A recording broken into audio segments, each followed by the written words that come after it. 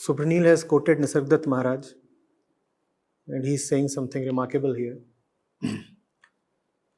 Throughout concepts like I am virtuous or I am a sinner, what is the entity that senses this? Body consciousness will not lose its grip on you with the thought that your well-being is the result of some spiritual activity. All you need is to keep observing yourself. Now comes the more remarkable part. Do not befriend anything that is visible to you. If you have to act at all, do only this. Please your consciousness. Please your consciousness. Please your consciousness.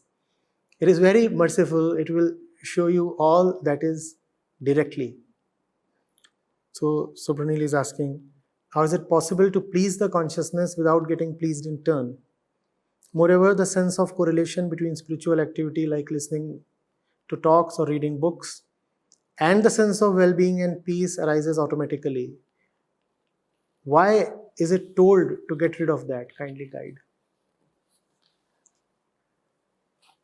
The pleasures of consciousness, Subhanil, are not the pleasures of body.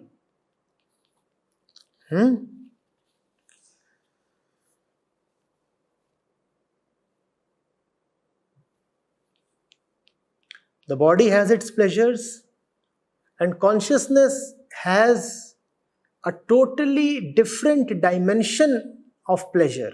That which pleases the body is not that which pleases consciousness. But the two become one because our consciousness is body consciousness. Consciousness, not entangled with the body, seeks a destination of a totally different nature. And as far as the body is concerned, it is seeking pleasures of its own kind. In some ways, the saint is also a pleasure-seeking individual. So is a greedy or lustful man. It's just that the pleasures that the two are seeking are widely separate. Please the consciousness, not the body. And those who are in the business of pleasing body, to them I say, I exhort and invite, try experiencing the pleasures of consciousness. You will forget all about the pleasures of body.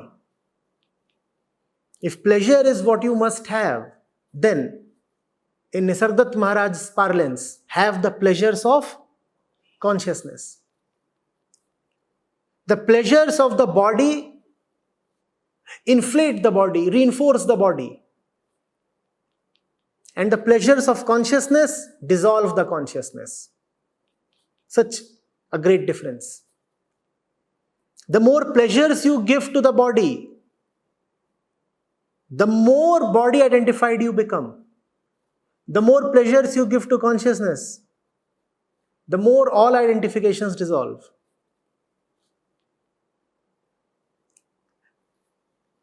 Usually I do not use the term pleasure in context of consciousness. But here, because Maharaj is using that lexicon, so I am following him.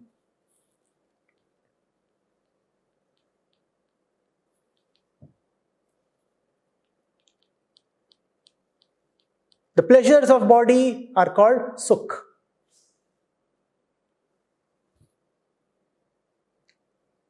The pleasures of consciousness are called ananda.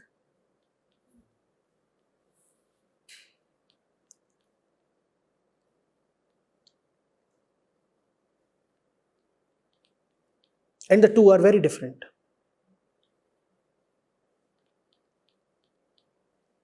In fact, when you are consciousness itself without its traps and identifications. And when you are trying to please consciousness alone, then that can result in displeasure to the body. And that is all right. Because the quality of the pleasure of consciousness is far higher than the quality of pleasure of body. So the latter can be compromised for the former.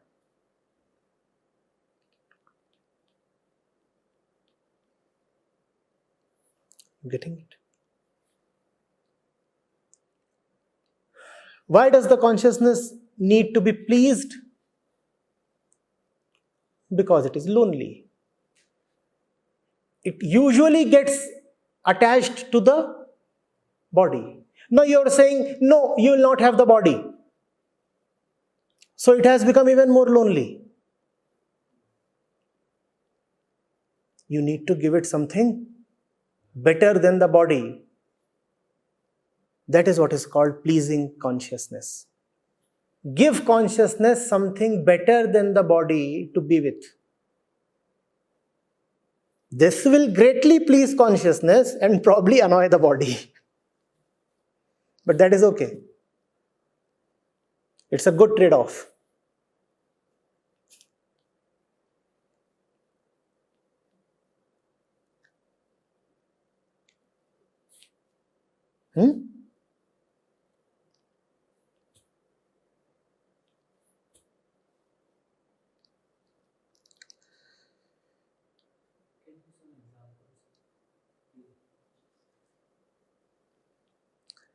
When you are sitting here listening to me, obviously I am not giving you a body massage. But you are getting pleased, right? What is getting pleased? Not the body, but the consciousness. And the body is getting displeased. Look at him. 42nd times.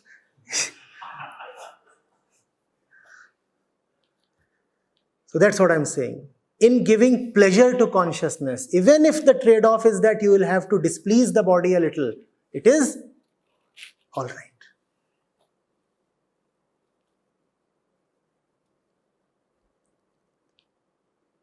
Azaz comes to me when I'm about to fall asleep, sometimes after I have fallen asleep,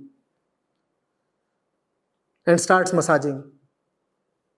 He starts massaging me, I start sermonizing. Both of us are pleasing each other. But who is getting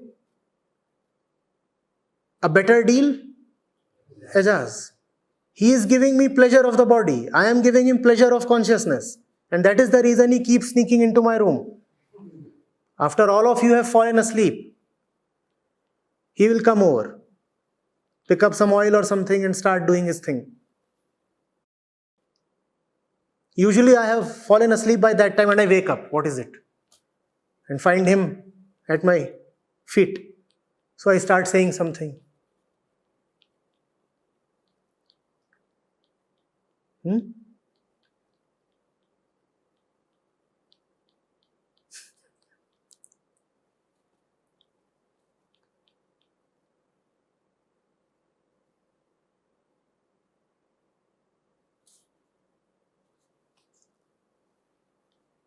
That's a great mistake, to not to know which of these is higher.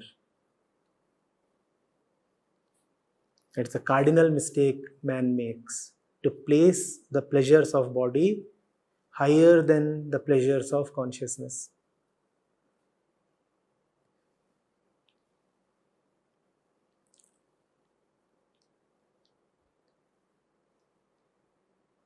Just don't make that mistake and everything will be okay.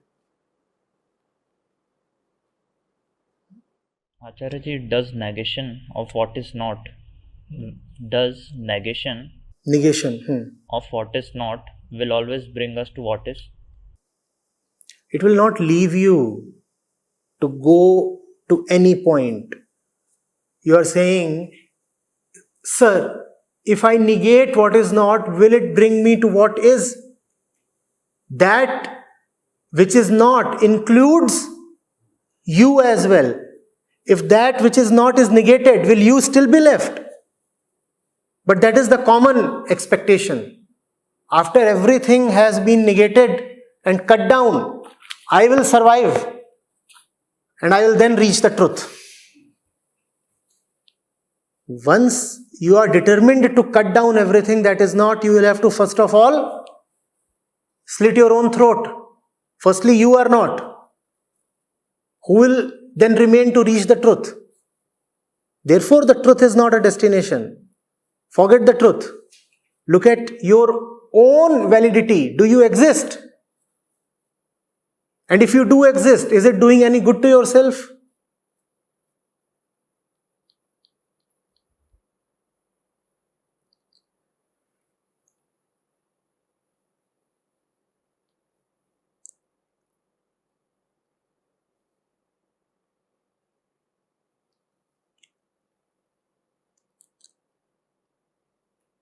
Ask the ego to do you a great favor.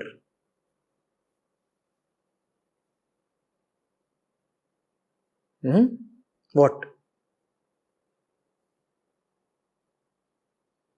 Leave.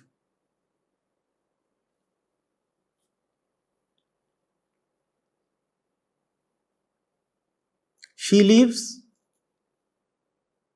you leave. Nothing remains. Peace. Nothing remains in context of what was existent earlier. Would there be something after you have gone? Maybe, maybe not. What is certain is that this question would not be there after you have gone.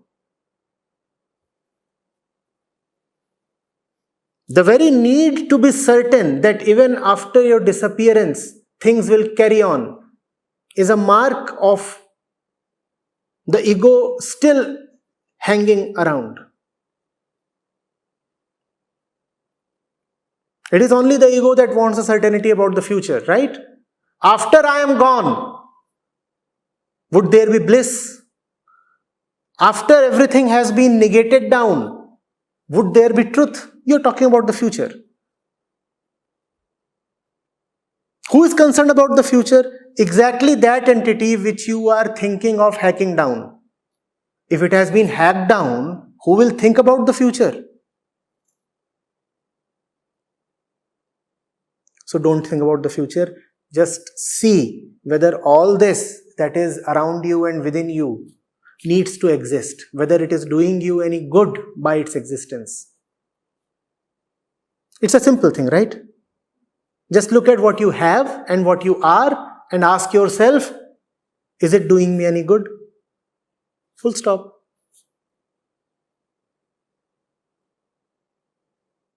Pleasures of body. We know it by 5 ways, and pleasure of consciousness like at the feet of master, in presence of master, and there are any more mode studying scriptures. Wherever you get it, what is pleasure of consciousness? Doubts receding, peace prevailing, complexities getting dissolved, all that which keeps bugging you, nagging at you, frustrating you from within, subsiding, that is pleasure of consciousness. So the pleasure of consciousness lies in not being. Pleasure of consciousness is a pleasure of disappearance. Pleasure of consciousness is similar to the pleasures of sleep.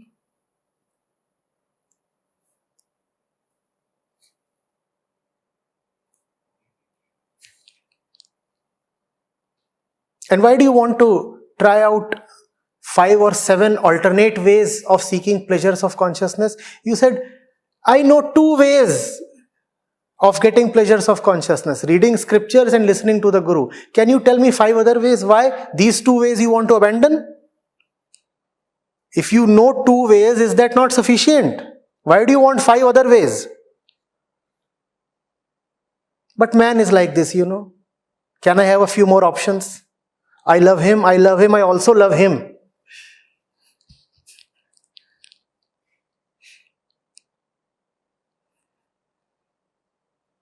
Let there be bounteous choice.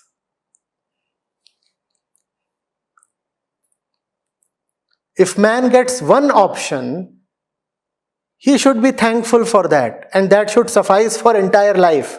Why do you want 15?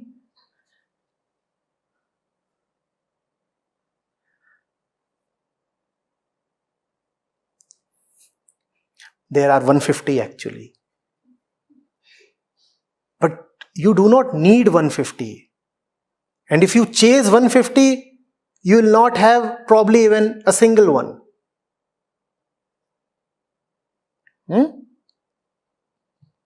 Begin with what you have.